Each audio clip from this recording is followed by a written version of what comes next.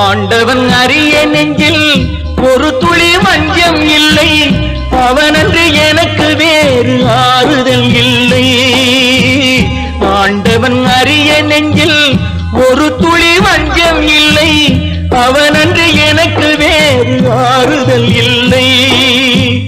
மனிதனம்மா மயங்குகிறேன், தவறுக்கு துணிந்த மனிதன் அழுவதில்லையே, தவறியும் வானம் மண்ணில் விழுவதில்லையே.